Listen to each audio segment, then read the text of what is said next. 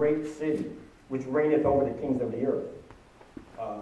So it's not a real woman. She represents something, but what she represents is the city of Babylon, and that's the real.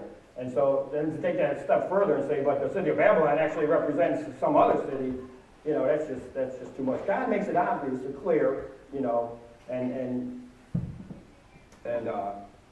tries, I think, to make it understandable for us. So, but this woman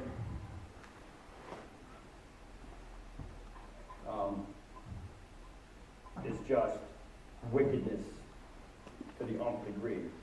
It's an interesting contrast, actually, when you look at the city of Babylon, personified by this woman here, and you compare it with the last two chapters of the book, like we talked about, the New Jerusalem, which is also personified like as a woman, the Lamb's bride. What a contrast between Babylon, the harlot, and the city of Babylon and the city of Jerusalem, the Lamb's bride, pure and holy. So it'll be nice when we get into those chapters. But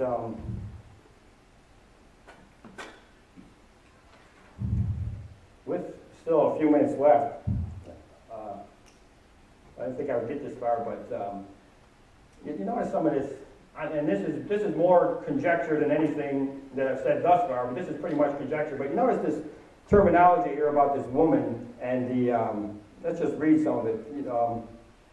With whom the kings of the earth have committed fornication, and the inhabitants of the earth have been made drunk with the wine of her fornication. The woman was arrayed, having a golden cup in her hand full of abominations and filthiness of her fornication.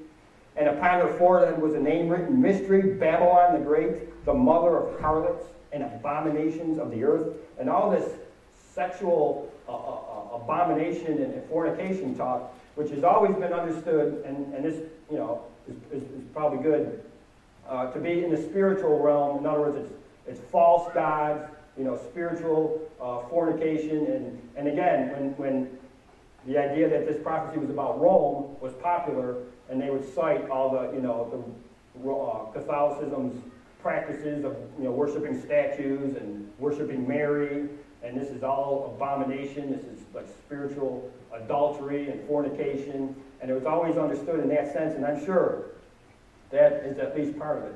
But I'm just beginning to wonder, and just speculation, that maybe it might be more literal, more physical, when you look and see what's going on in the world today and where it is going to.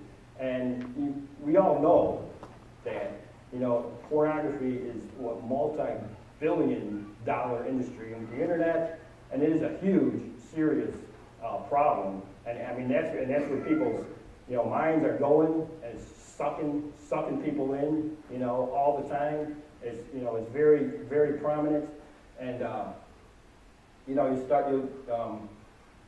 turn that focus on the family, and they're talking about sex trafficking because it's so prevalent and such a problem and an issue today. And we know it goes on even in Murfreesboro.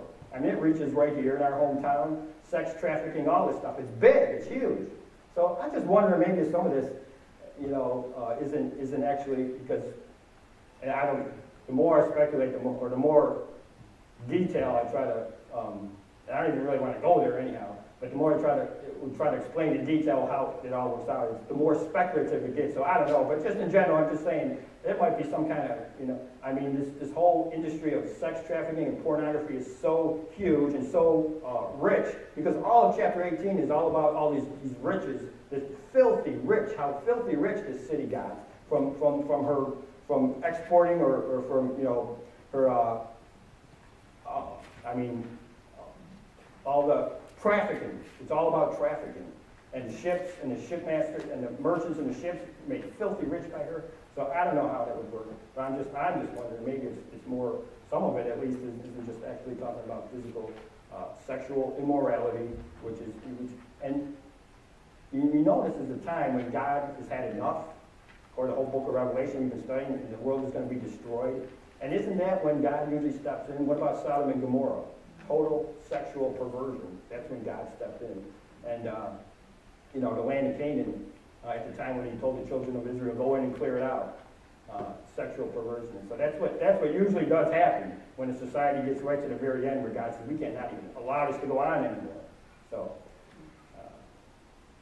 that's just food for thought, but don't think about it too much. Because we don't really want to go there. But really, that's about the end of my notes today. I thought, and it's about time anyhow.